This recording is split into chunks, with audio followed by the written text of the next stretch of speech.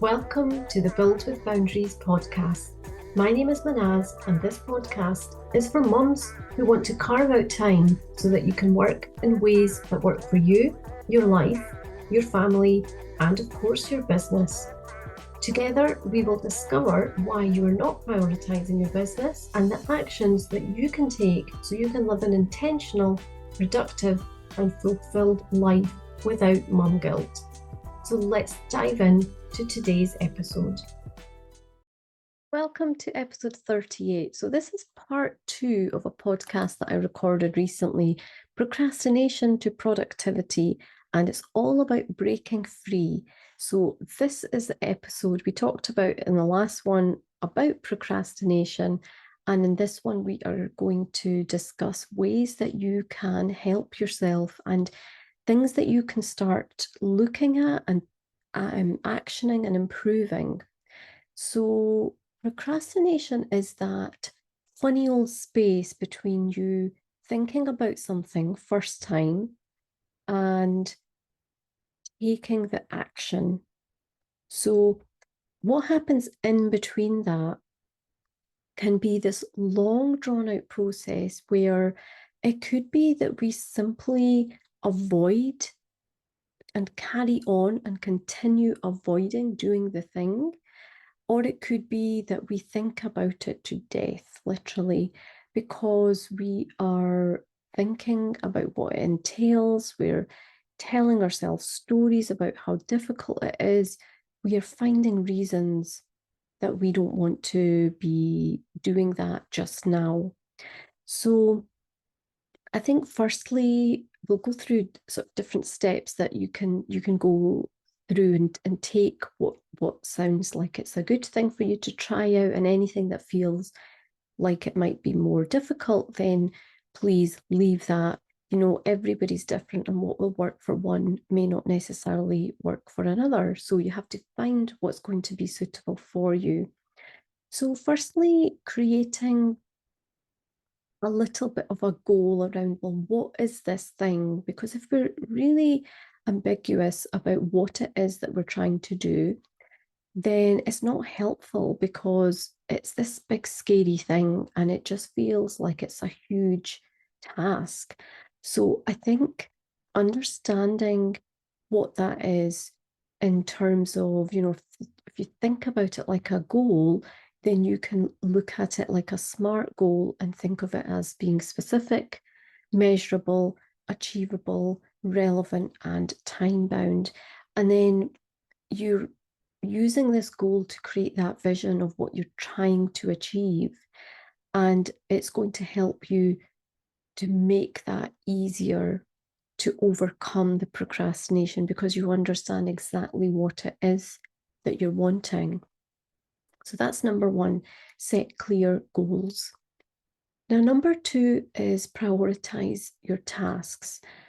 Now, you need to identify what's going to be the most important task that is going to contribute to this goal that you've created, and create a list of things. You could just brainstorm what kind of tasks that needs to cover, and you want to break it out and just work out what the high impact stuff is, if you like. So if there is something that is going to make a more significant difference, it's probably worthwhile focusing on that rather than getting caught up in all the different ways that you can do things. And by tackling it this way, it means you have decided which one you're picking, you know, which route is the way to go. So that's going to help you like figure out the way that you're going to work towards that goal.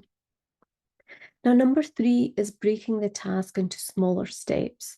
So now that you understand what you're doing and you've made some sort of decision on how you're going to, what thing you're going to prioritize to do that, then you want to break this list into the smaller steps. So what does it involve? And don't be afraid to just take a blank piece of paper and just write down all the different things that may be made up of. And you don't have to think of this in the order or sequence that it happens, because I think sometimes we can just we'll be able to just extract what we need from our brain first. And it doesn't matter if it looks a bit of a mess. We can then tidy it up and rework that and just start numbering things, what would have to happen first, what would have to happen next. And so once you've got that, you've got a little bit of a plan, you've got these smaller steps, and you have some idea of what needs to take place first and what happens next. So that becomes like that's your guide. Yeah. Now, number 4 is use time management techniques, because it's really effective when something that you have found difficult, or you just you've been putting it off. There's this feeling of it being tough and difficult and challenging. Now, in order for us to remove that, if you employ something like the Pomodoro technique, for example, you set your timer for 25 minutes and you pick the task, or pick the broken down steps of the task that you're going to be starting with. And you set that intention, you set the timer, and you are only concentrating on that for 25 minutes. You will make much more progress than you ever thought by simply saying, I'm not thinking about it, I'm doing it. And whatever progress you make then is going to help you to fuel the next step. So you will feel much, much better placed at tackling this the next time around, because you will feel motivated. Now, as the Pomodoro technique does suggest, you do need to eliminate your distractions first, because you need to make sure when you are using that time effectively, then your concentration is not broken. So it is short periods, it's 25 minutes. It's not a huge deal, but we can sometimes make it into a big deal. And if we have notifications going off, checking an email in the middle, somebody knocking on our door, different things going on, we are not going to be in the most productive part of ourselves. So we need to be aware that we need to work on this. Another thing that can be helpful is to have an accountability partner. Now, somebody who perhaps shares similar vision to you, similar kind of ambitions to you, and you can hold each other accountable on things that you want to achieve. And you could, between yourselves, you could be setting a deadline and just checking in on each other for where you are and what progress you've made. And when you do that for one person and they're doing it back with you, you're both helping each other. And knowing that somebody's going to ask you, sometimes that's enough to get you going as well. And that can be super helpful to start overcoming procrastination. So you're minimizing the procrastination there. Now, next comes rewarding yourself, because, when you do actually do something, you should be feeling really proud of yourself and staying in that positive moment for longer. Because what tends to happen is that we do focus more on the negatives and what we haven't done on our list rather than what we have done. So shifting this and just making sure that we are understanding that about what we have done, and being really focused that we are absorbing all of that, understanding and acknowledging and giving ourselves a pat on the back to say that yes, we definitely did do this and this was a big deal.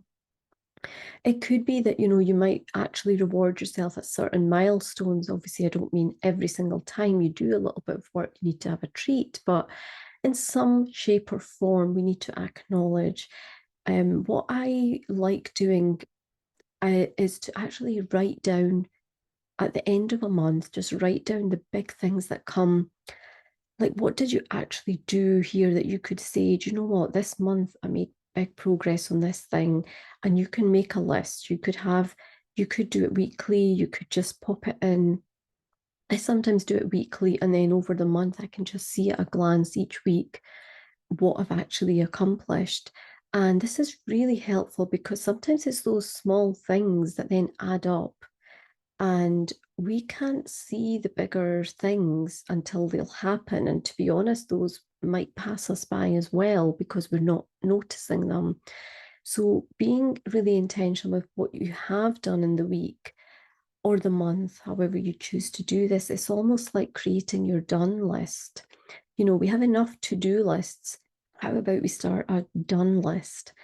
And, whenever you feel like you're not doing enough, you can, any point in time, you can look over that and feel proud of yourself of when was it, when and what stage you were at, and how you've progressed over time.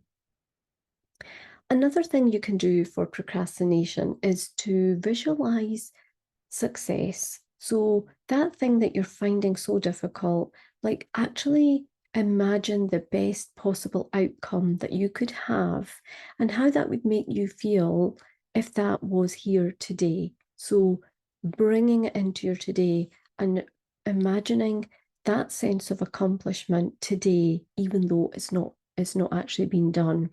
And this can energize you because you are looking for that feeling. You are wanting to head in this direction and do these things with a real purpose, something that feels important to you and feels like fulfilling, or whether it's making you happy, feeling successful, feeling energized, and just really inspiring yourself because that is the thing that you're wanting.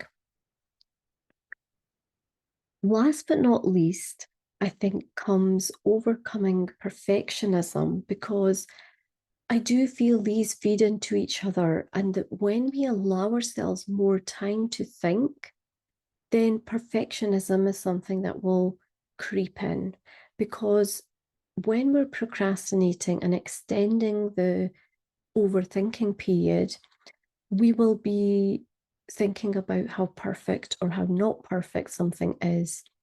Maybe it creates different types of thoughts and feelings as well, which is not actually going to help us become more effective or productive. So accepting that we're not seeking perfectionism. Yeah, we are seeking progress. So tell yourself, and you can write this down, progress over perfection. Imperfect action over perfection. You have to be understanding that there is no such thing as perfectionism. It's just what we believe to be perfect. And when we're never really going to achieve perfection, because if we do, the way we will have to achieve that is not something that we want in our life. So, spending hours and hours on something, much more time than is needed, that's not something we want. We want to be effective. We want to be efficient with our time, and we want to build more joy and happiness into our time. And simply adding more time to the tasks does not actually help us. If anything, you can make that decision of something is enough, good enough to go, and you can learn from it, and it's going to help you to improve that, because you will get somebody else's feedback rather than just looking at yourself and thinking, no, I don't think it's ready yet. So this can be another thing that will help you to check in and see whether or not what you have and where you are, you're ready to do the next thing, whatever that next step is. Now, last but not least, I guess that we can't forget that procrastination is something that everybody does at some point in some shape or form, to a lesser or a more extent face. And understanding that you're not on your own and you can seek support. There are things that can help you. You can change things, and some things perhaps you may even be wanting to delegate because they're just so like time fillers, in terms of it just takes up more of your time than anything else. So yeah, bear that in mind that, there is always I will delegate this as well. That might be that it's not an immediate thing you can do. Maybe you have to wait up to a certain point where, your business, you're able to hire somebody on a regular, more routine basis. It might be that you want more help around things that are non-work that would actually help you in your business. So just being open to like, what does that support look like? And if you want more support from a business point of view and being around more business mums and how they are working really intentionally, then of course, please do reach out and get in touch with me. You can have a look at buildwithboundaries.com and you can access my masterclass to get a flavour of how I work and see if that is something that you'd be interested in. Now, remember that breaking through procrastination needs a lot of consistent effort, and it's something you have to practice and repeat and keep doing. So it's not something that once you understand it, it just stops happening. It is work that is continues on. And yeah, I just want to say that there are always ways, and which of these ways, um, and have a think which of these ways sound good to you, and try those out. Write down, make your list of the things that would help you, and pop that next to your um, computer or your desk. And that can be that's the awareness. So when you feel that you are procrastinating, you have a look at your list. What could you do? And then you do that.